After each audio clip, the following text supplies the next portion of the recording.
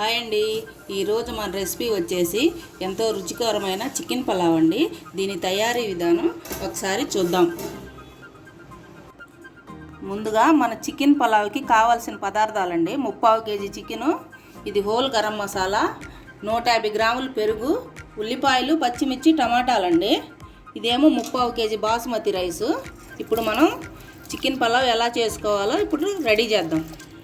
ఇప్పుడు స్టవ్ వెలిగించుకొని గిన్నె పెట్టుకున్నానండి. నెయ్యి పోసేసుకుంటున్నాను. 100 గ్రాముల నెయ్యి పోస్తున్నాను. ఇప్పుడు హోల్ గరం మసాలా దినుసులు వేస్తున్నాను. ఇది 1 నిమిషం ఏగనిద్దాం.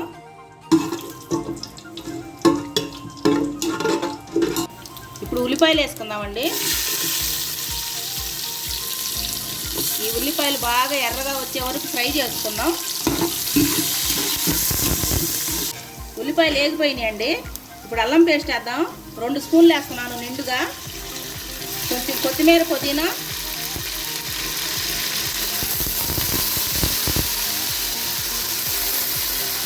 ఈ మసాలా పచ్చి వాసన పోయే వరకు వేపుదామండి. మసాలా వేగిపోయిందండి. ఇప్పుడు టమాటాలు, పచ్చిమిర్చి వేస్తాను. ఇవి 3 టమాటాలు, 4 పచ్చిమిర్చి అండి. ఇది కూడా టమాటా మగ్గే వరకు కొద్దిగా ఫ్రై చేసుకుందాం ఆయిల్లో. టమాటా మగ్గిపోయిందండి. ఇప్పుడు పెరిగేస్తున్నాను. ఈ పెరుగును కూడా ఒక్కసారి ఈ ఆయిల్లో కలుపుకుందాం గ్రేవీ లాగా.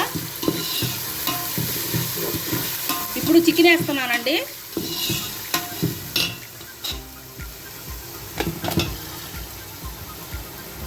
ఈ చికెన్ని దాదాపు 10 నిమిషాల పాటు ఈ ఆయిల్లో ఏగనివ్వాలండి. ఈ పచ్చి వాసన పోయే వరకు దీంట్లో ఉడకనిద్దాం. 5 నిమిషాలు అయిందండి. ఒకసారి కదిలించుకుందాం. ఇదిగో చూడండి, 5 నిమిషాల తర్వాత ఇలా వచ్చింది. ఇప్పుడు మనం దీంట్లోకి ఉప్పు, పసుపు, కారం, ధనియాల పొడి, బిర్యానీ పౌడర్, కసూరి మేతి అండి, ఇది మొత్తం వేసేస్తున్నాను. 1/2 స్పూన్ వేసానండి నేను సాల్టు.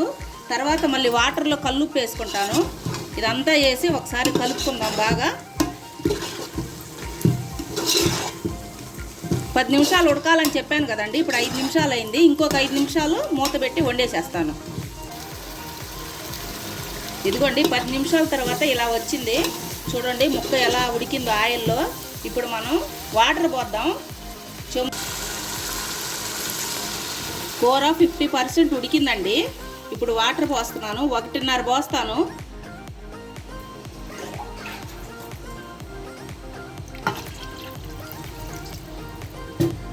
ఒకసారి కలుపుకుందాం.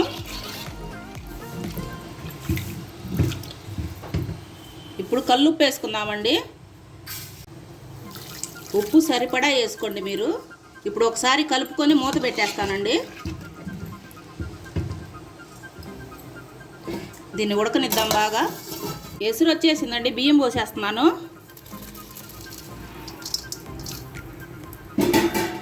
ఒకసారి మొత్తం కలుపుకుందాం. ఇంకా దీంట్లో వేసేది ఏం లేదండి. మీరు ఈ వీడియోని చివరి వరకు చూడండి ఎలా చేస్తానో. మీరు సేమ్ ఇలాగే ఒకసారి ట్రై చేయండి. చాలా టేస్ట్గా ఉంటుంది. ఇప్పుడు కలిపేసుకున్నానండి. మూత పెట్టేస్తున్నాను. ఉడకనిద్దాం దీన్ని 10 నిమిషాలు. ఇప్పుడు మూత తీసి చూద్దామండి. ఇదిగో చూడండి ఎలా వచ్చిందో. ఇప్పుడు మనం దీన్ని కింద పెట్టేసి రేకు పెట్టేస్తామండి. ఇప్పుడు దమ్ముకి పెనం పెట్టేశానండి. ఇప్పుడు దీని మీద గిన్నె పెట్టేసేద్దాం ఉంది.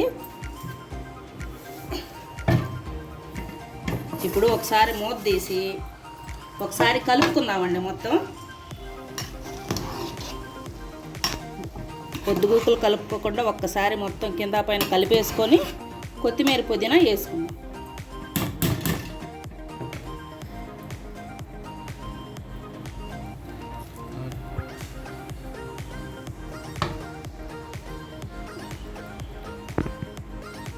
నేను అచ్చం నెయ్యితోనే వండానండి. కావాలంటే మీరు కొద్దిగా ఆయిల్ కూడా పోసుకోవచ్చు. ఇప్పుడు దీన్ని నేను మూత పెట్టేస్తున్నానండి.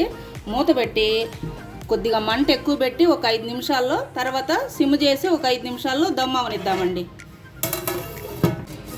ఇదిగోండి 15 నిమిషాలు దమ్ అయిపోయిద్దని చెప్పాను కదండి మీకు. నేను ఇది దమ్ అయిపోయాక కూడా ఆఫ్ చేసి 10 నిమిషాలు అయిందండి. ఇదిగో ఇలా వచ్చింది.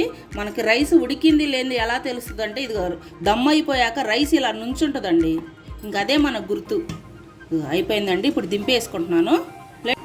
ఇదిగోండి మన చికెన్ పలావ్ చూడండి, ప్లేట్లోకి తీసాను ఎలా వచ్చిందో. ముక్కలు కూడా మెత్తగా ఉన్నాయి. దీన్ని గోంగూర పెరుగు చట్నీలోకి తింటే చాలా టేస్ట్గా ఉంటుందండి. మీరు కూడా ఒకసారి ట్రై చేయండి. మా వీడియో కనుక మీకు నచ్చితే లైక్ చేసి, షేర్ చేసి, సబ్స్క్రైబ్ చేయండి.